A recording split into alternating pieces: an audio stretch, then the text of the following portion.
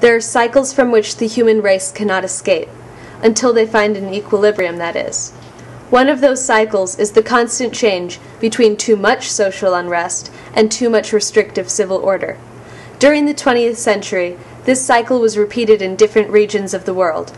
By studying the US, Latin America, the Middle East, Africa, Asia, and its subcontinent, history can show us how social movements start, how the desire for civil order can become dangerous, and how these events inspire similar actions around the world. The American 50s was a time of social conformity.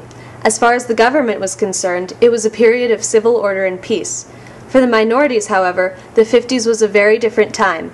The idea of separate but equal had created a loophole for oppression, little opportunity, and unpunished hate crimes. By the end of the 50s, the African Americans were done with civil order and ready for change. Some, like Malcolm X and Stokely Carmichael, were willing to bring change by any means necessary. However, one of the strongest forces in the civil rights movement was Martin Luther King Jr.'s message of love and understanding.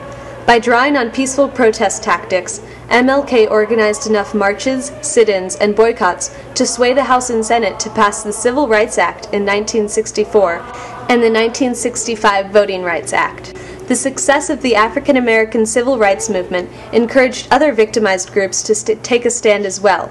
During the time of the 1960s, movements for gay liberation, disabled rights, Mexican farm workers, Native Americans, and women all gained a multitude of legislative victories. However, at the end of the 60s, society decided that they were in need of some social order.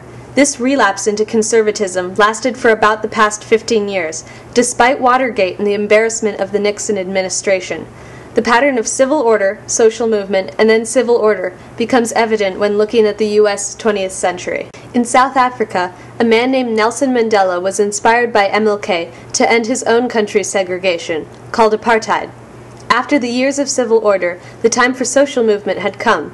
By emulating MLK's peaceful protest, Mandela ended segregation in South Africa and became their first African president. However, in Rwanda, the lack of civil order turned the Hutu social movement into a genocide of the Tutsi race. Similarly, the genocide in Darfur is partially caused by the lack of civil order in the corrupt government and the social movement to exterminate the African nomadic tribes in Sudan. In both of these countries, we can see that the extremes of civil order or social movements have created dangerous cycles. In Asia, the balance of social movements and civil order varied during the 20th century. While some countries, like Japan, found peaceful stability between social liberty and civil order, others took extreme paths to affect their country's future. In North Korea, the government's radical pursuit of civil order can be qualified as one of the only successful totalitarianisms in history. Their neighbor, South Korea, implemented the Sunshine Policy in 2000 in hopes of creating civil order. China's communism may be one of the most intricate examples of the balance in cycles between social movements and civil order. After the government's social movement called the Cultural Revolution, the youth of China began pushing for more democracy. This social movement was crushed in Tiananmen Square when the government decided that it was a threat to civil order. Lastly, there is the conflict with Tibet, a country to the south of China. After China began occupying Tibet, their spiritual Buddhist leader, the Dalai Lama, was forced to flee his position of power. To this day, China chooses civil order over social movements. During the 20th century, the Middle East was having social movements and civil order crises of its own.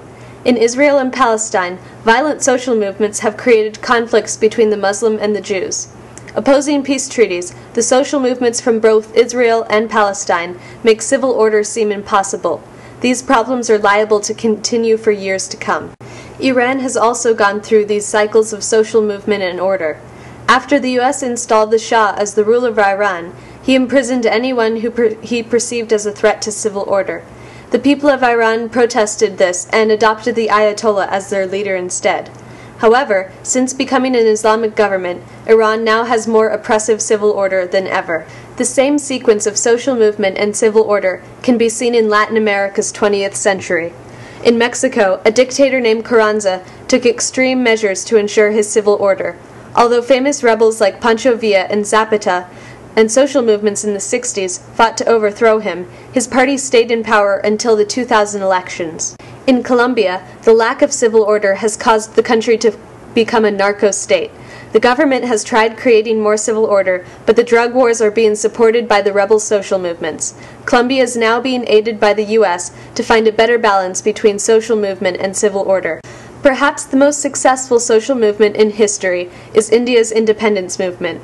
Led by Gandhi, this movement applied nonviolent protest to free India from England's imperialism.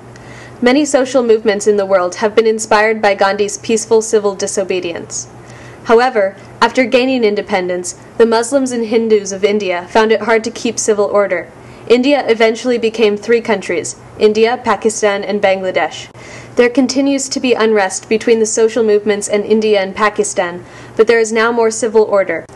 As evidenced in the 20th century, there is a fine line between too much social change and too much civil order. Although social movements are often viewed in a good light because of people like Gandhi, it is the same concept of social change that causes genocides in places like Rwanda.